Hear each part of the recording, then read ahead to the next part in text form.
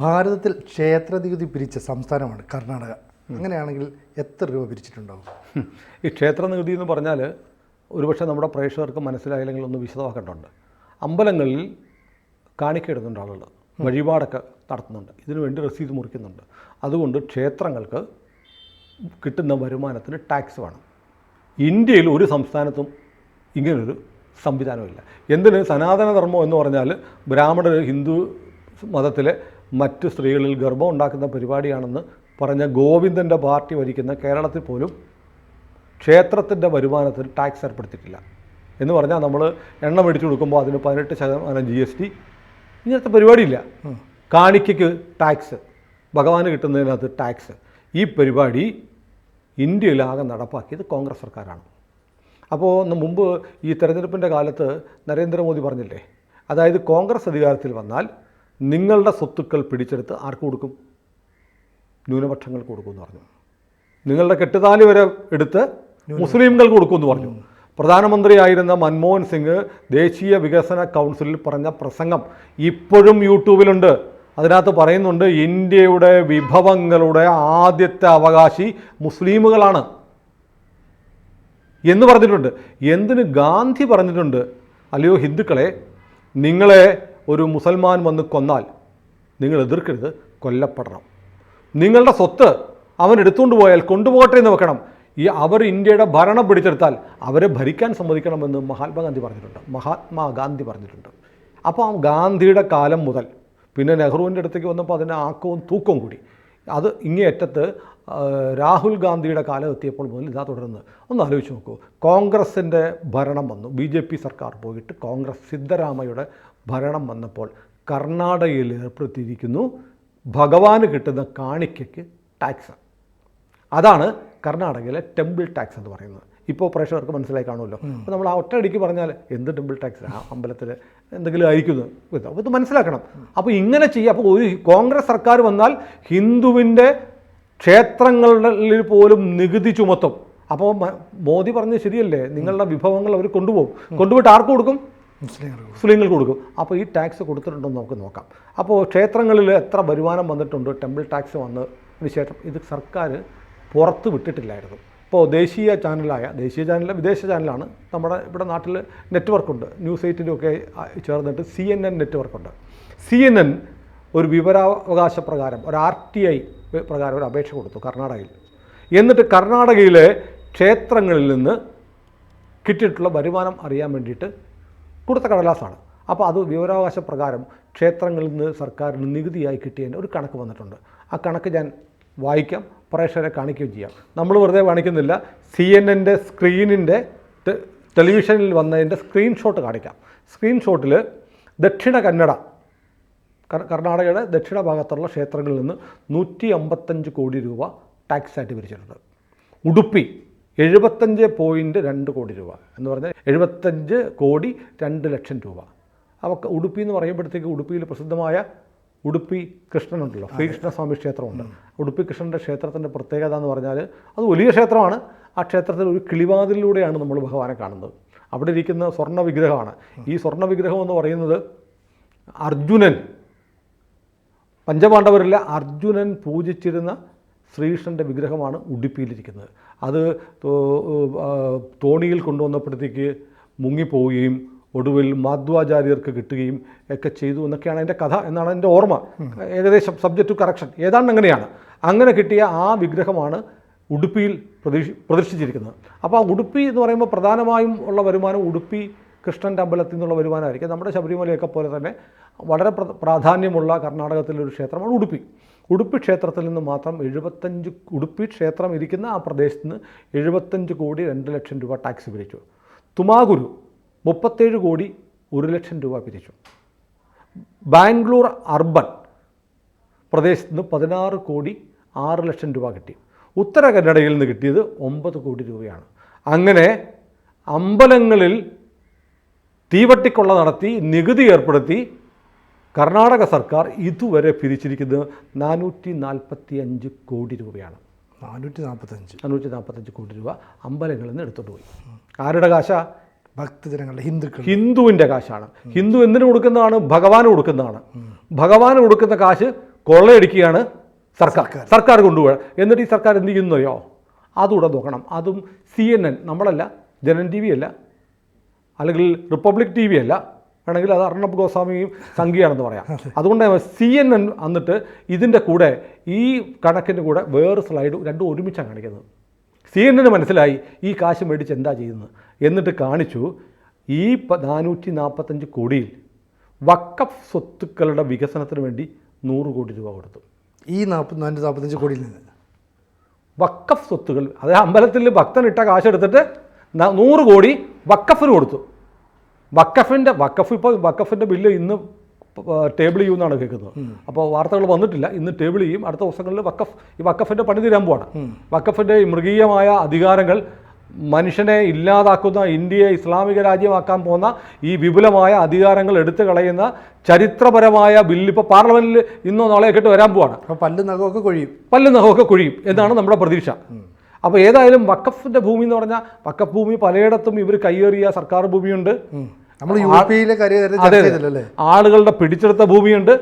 ആ ഭൂമി ഡെവലപ്പ് ചെയ്യാൻ, മനസ്സിലായില്ലേ, ആ ഭൂമി അവിടെ കെട്ടിടം നിർമ്മിക്കാൻ, പള്ളി ഉണ്ടാക്കാൻ, അല്ലേ, മസ്ജിദ് ഉണ്ടാക്കാൻ, അടിസ്ഥാന സൗകര്യമൊക്കെ വർദ്ധിപ്പിക്കുക, ഡെവലപ്പ് ചെയ്യുക എന്ന് പറഞ്ഞാൽ എങ്ങനെ ഭൂമി ഡെവലപ്പ് ചെയ്ത് എങ്ങനെ അവിടെ പുതിയ ബിൽഡിംഗ് ഒക്കെ ഉണ്ടാക്കാം. അതിനുവേണ്ടി 100 കോടി രൂപ. ഇനി മംഗലാപുരത്ത്, മാംഗ്ലൂരിൽ ഒരു ഹജ്ജ് ഭവൻ ഉണ്ടാക്കാൻ പോവാം. അതിന് 10 കോടി രൂപ. പിന്നെ അതുമായി ബന്ധപ്പെട്ട ഇത്തരം ചില തീർത്ഥാടകർക്ക് വേണ്ടിയുള്ള സൗകര്യങ്ങൾ ഒരുക്കാൻ വേണ്ടി 20 കോടി രൂപ. ക്രിസ്ത്യൻ കമ്മ്യൂണിറ്റിക്ക് കുറ്റം പറയലല്ലോ 200 കോടി രൂപ. മൈനോറിറ്റിക്ക് ഇങ്ങനെ അലോട്ട് ചെയ്തിട്ടുണ്ട്. ആരുടെ കാശ? ഹിന്ദു ഭക്തരുടെ കാശ് ആണല്ലോ. എവിടെയാണ്? കർണാടകയിൽ. തൊട്ടടുത്ത് ഭരിക്കുന്ന ആരാ? കോൺഗ്രസ്. കേരളത്തിൽ VD സതീശൻ്റെ പാർട്ടിയാ, അല്ലേ?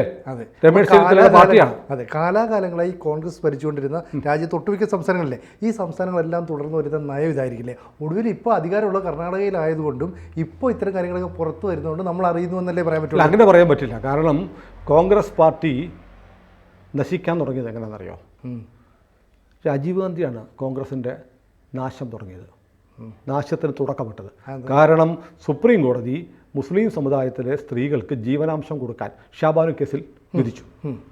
ഷാബാനു കേസിൽ ഇന്ത്യയിലെ മുസ്ലിം സഹോദരിമാർക്ക് നീതി കിട്ടുന്ന ആ നിയമത്തെ ഇവിടുത്തെ വർഗീയവാദികൾക്ക്, മൗലികവാദികൾക്ക് വേണ്ടി അട്ടിമറിക്കാൻ വേണ്ടി പുതിയ നിയമം കൊണ്ടുവന്നു. സുപ്രീം കോടതി വിധിയെ മറികടക്കാൻ ബില്ല് പാസ്സാക്കി. എന്നിട്ട് ഇവന്മാർ ഉപേക്ഷിച്ചാൽ നാട്ടുകാർ ചെലവിന് കൊടുക്കണം എന്നുള്ള വ്യവസ്ഥ കൊണ്ടുവന്നു. ഉപേക്ഷിക്കപ്പെടുന്ന മുസ്ലിം ലീഗുകൾക്ക് സർക്കാർ ചെലവിന് കൊടുക്കണം എന്നുള്ള ബില്ല് കൊണ്ടുവന്നു. അന്ന് രാജീവ് ഗാന്ധിയുടെ സർക്കാരിൽ നിന്ന് രാജിവെച്ച ആളാണ് നമ്മുടെ കേരള ഗവർണറായിരുന്ന ആരിഫ് മുഹമ്മദ് ഖാൻ. ആ ആരിഫ് മുഹമ്മദ് ഖാൻ ഈ നിയമത്തെ, രാജീവ് ഗാന്ധി കൊണ്ടുവന്ന നിയമത്തെ അതിശക്തമായി എതിർത്ത് ഷാബാനു കേസിലെ വിധി നടപ്പാക്കണമെന്ന് പറഞ്ഞ കേരളത്തിലെ പാർട്ടിയായ CPM കോഴിക്കോട് കടപ്പുറത്ത് സ്വീകരണം കൊടുത്തു. വലിയ സ്വീകരണം കൊടുത്തു. എന്നിട്ടിപ്പോൾ CPM ഇതേ നേരെ നിലപാട് മാറ്റി, പ്ലേറ്റ് മാറ്റി വെച്ചു. മനസ്സിലായില്ലേ? അങ്ങനെ അത് CPM എന്നുള്ള പാർട്ടിയുടെ ഏറ്റവും അവസരവാദപരമായ നിലപാടുകൾ ഇപ്പോൾ നമ്മൾ കണ്ടിട്ടുണ്ട്. ഇപ്പോൾ നോക്കൂ, TP ശ്രീനിവാസന്റെ കർണത്തടിച്ച് എന്തിനാ വിദേശ സർവകലാശാല വരണം എന്ന് പറഞ്ഞാണ് ഇപ്പോൾ CPM പറയുന്നത്, ഗോവിന്ദൻ പറയുന്നത് അത് വേണം, സർക്കാരിന് മാത്രമായിട്ട് വിദ്യാഭ്യാസം കൊടുക്കാൻ പറ്റില്ല. എന്തിനാണ് TP ശ്രീനിവാസന്റെ കർണത്തടിച്ചത്? സഹകരണ സംഘത്തിന് ജോലി കൊടുത്തു ഇന്ന് പത്രത്തിൽ വാർത്ത. ഇതാണ് വന്ന് ട്രാക്ടർ വന്നപ്പോൾ ഇതായിരുന്നു, കമ്പ്യൂട്ടർ വന്നപ്പോൾ ഇതായിരുന്നു. ഇപ്പം AI വന്നാൽ ഗോവിന്ദൻ പറഞ്ഞറിയും, AI വന്നാൽ തൊഴിലില്ലാണ്ടാവും. അപ്പോൾ AI വന്നാൽ സോഷ്യലിസം ഉണ്ടാവും. സോഷ്യലിസം ഉണ്ടാവാനുള്ള സോഷ്യലിസത്തിൻ്റെ പുതിയ ഗുരുവാണ് മാർക്സും എംഗൽസും ലെനിനും സ്റ്റാലിനും ഒക്കെ ആളുകൾ കുഴിച്ചു മൂടി ഇവർ മാത്രമാണ് കൊണ്ടു നടക്കുന്നത്. ഇപ്പോൾ പുള്ളി പറയാണ് സോഷ്യലിസം വരാനുള്ള മാർഗം ആർട്ടിഫിഷ്യൽ ഇൻ്റലിജൻസ് ആണ്. ഇനിയിപ്പം ഈ ആശാന്മാരുടെ താടിക്കാരുടെയൊക്കെ പടം മാറ്റിയിട്ട് AI പടം ഉണ്ടെങ്കിൽ ഡീപ് സീക്കിൻ്റെയോ അല്ലെങ്കിൽ ചാറ്റ് GPയുടെയോ ഒക്കെ ലോഗോ വയ്ക്കുമായിരിക്കും. AI വന്നാൽ സോഷ്യലിസം വരും എന്ന് പറഞ്ഞാൽ AI വരുമ്പോൾ തൊഴിലില്ലായ്മ വരുമ്പോൾ ആളുകൾ വിപ്ലവം നടത്തും. അങ്ങനെ ഇന്ത്യയിൽ വീണ്ടും ചെങ്കോട്ടയിൽ ചെങ്കൊടി പാറിക്കാമെന്നൊക്കെയാണ് ഇദ്ദേഹം സ്വപ്നം കാണുന്നത്. ഞാൻ ആലോചിക്കുകയാണ്, എൻ്റെ പക്കലൊരു പുസ്തകമുണ്ട്, ഇപ്പോഴും കാണും. KK കൃഷ്ണകുമാർ എന്ന് പറഞ്ഞ ഒരാൾ എഴുതിയതാണ്. എഴുതിയതോ അതേ എഡിറ്ററോ മറ്റോ, ശാസ്ത്ര സാഹിത്യ പരിഷത്ത് CPMൻ്റെ ഒരു വാലാണല്ലോ, അവരെഴുതിയിട്ടുണ്ട് കമ്പ്യൂട്ടറും മനുഷ്യനും മുഖാമുഖം. കമ്പ്യൂട്ടർ വന്നാൽ എങ്ങനെയാണ് തൊഴിലില്ലായ്മ രൂക്ഷമാകുന്നത് എന്ന് കാണിച്ച് CPM-ന് വേണ്ടി ആശയപ്രചാരണം നടത്തിയിട്ടുണ്ട് ശാസ്ത്ര സാഹിത്യ പരിഷത്ത്. അതായത് ജനങ്ങളുടെ തൊഴിൽ നഷ്ടപ്പെടും.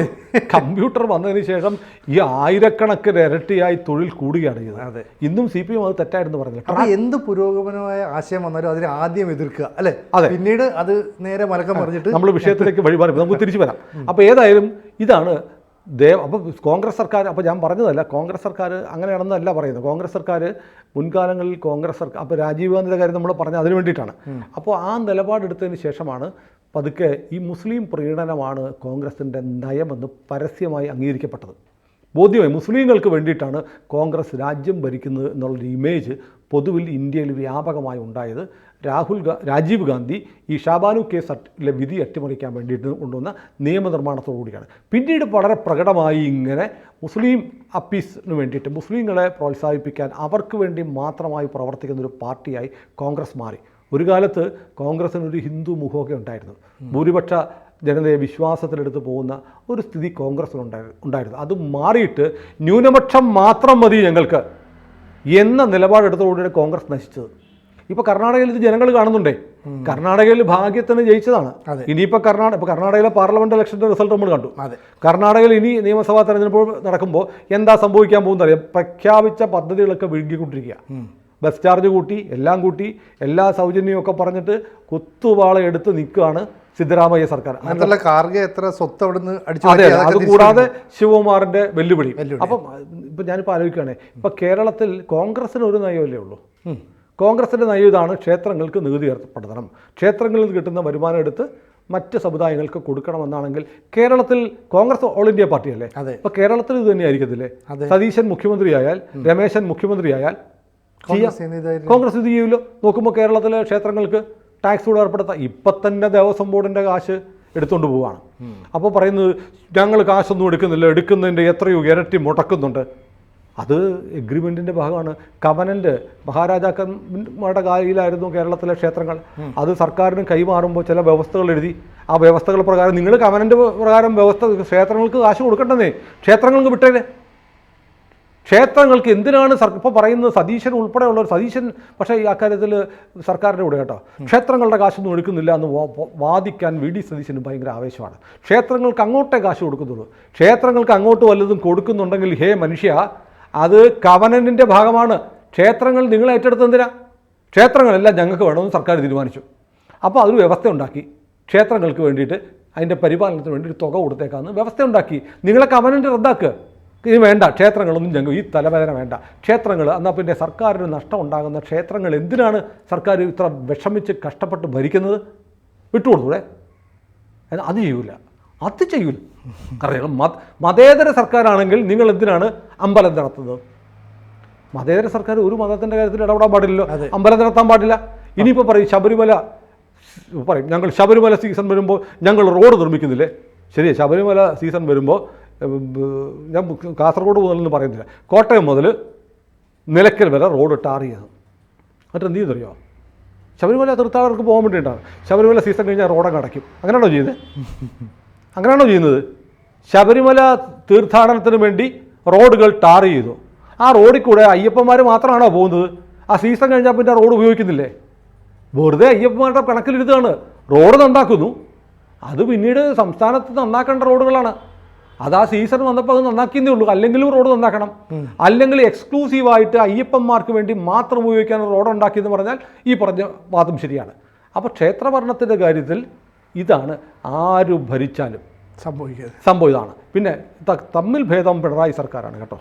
കാരണം ക്ഷേത്രങ്ങൾക്ക് നികുതി ഏർപ്പെടുത്തി ബാക്കി ക്ഷേത്ര കൊള്ളയൊക്കെ നടത്തുന്നുണ്ട്, ക്ഷേത്ര സംസരവും നടക്കുന്നുണ്ട്. ക്ഷേത്രങ്ങളിൽ ഇവരുടെ യൂണിയൻ വന്നിട്ട് ആ ക്ഷേത്രത്തിലെ ചൈതന്യം നശിപ്പിക്കാൻ മാത്രമുള്ള കാര്യങ്ങളാണ് സഖാക്കന്മാർ അമ്പലത്തിലെ ട്രേഡ് യൂണിയൻ വഴി ചെയ്തുകൊണ്ടിരിക്കുന്നത്. അമ്പലം മുടിക്കാൻ വേണ്ടി തന്നെയാണ് ഇവർ അമ്പലത്തിൽ ട്രേഡ് യൂണിയൻ ഉണ്ടാക്കി വെച്ചിരിക്കുന്നത്. അതെന്തോ ആവട്ടെ. പക്ഷേ ഇതുപോലെ ഒരു ടാക്സ് ഏർപ്പെടുത്തി ക്ഷേത്രങ്ങളെ കൊള്ളയടിക്കാൻ കൂടി ഇടതുപക്ഷ സർക്കാർ ശ്രമിച്ചിരുന്നെങ്കിൽ കേരളത്തിലെ അമ്പലങ്ങളെല്ലാം നിന്നുപോയത്. കാരണം ഇപ്പം തന്നെയുള്ള കാശ് കൊണ്ടുപോവാണ്. അക്കൂട്ടത്തിൽ ടാക്സും കൂടെ ഏർപ്പെടുത്തി ഒരമ്പലവും നടക്കില്ലായിരുന്നു. അപ്പോൾ കർണാടകയിൽ കോൺഗ്രസ് സർക്കാർ ചെയ്യുന്നത് എന്താണെന്ന് കേരളത്തിൽ കോൺഗ്രസ്സിന് വേണ്ടി കുറേ വോട്ട് ചെയ്യുന്ന കുറേ ഹിന്ദുക്കളുണ്ടല്ലോ, അവരൊന്ന് കാണണം, അവരൊന്ന് അറിയണം. കർണാടകയിൽ എന്താണ് കോൺഗ്രസ് സർക്കാർ ചെയ്തുകൊണ്ടിരിക്കുന്നത് എന്ന് പറയാനാണ് ഈ കണക്ക് നമ്മൾ പറഞ്ഞത്. അപ്പോൾ ഒരു കാര്യം ഉറപ്പാണ്, ഇന്ത്യയിൽ വീണ്ടും കോൺഗ്രസ് ഭരണം വന്നാൽ, ഏത് സംസ്ഥാനത്തും കോൺഗ്രസ് ഭരണം വന്നാൽ ഹിന്ദുവിനെ കൊള്ളയടിക്കും, ഹിന്ദുവിനെ ഇല്ലാതാക്കും, ഹിന്ദുവിൻ്റെ സ്വത്തെടുത്ത് മറ്റവർക്ക് കൊടുക്കും. കൂടുതൽ വാർത്തകളും വിശേഷങ്ങളും നിങ്ങളിലേക്ക് എത്താൻ ABC മലയാളം സബ്സ്ക്രൈബ് ചെയ്യുക, ബെൽ ബട്ടണും അമർത്തുക.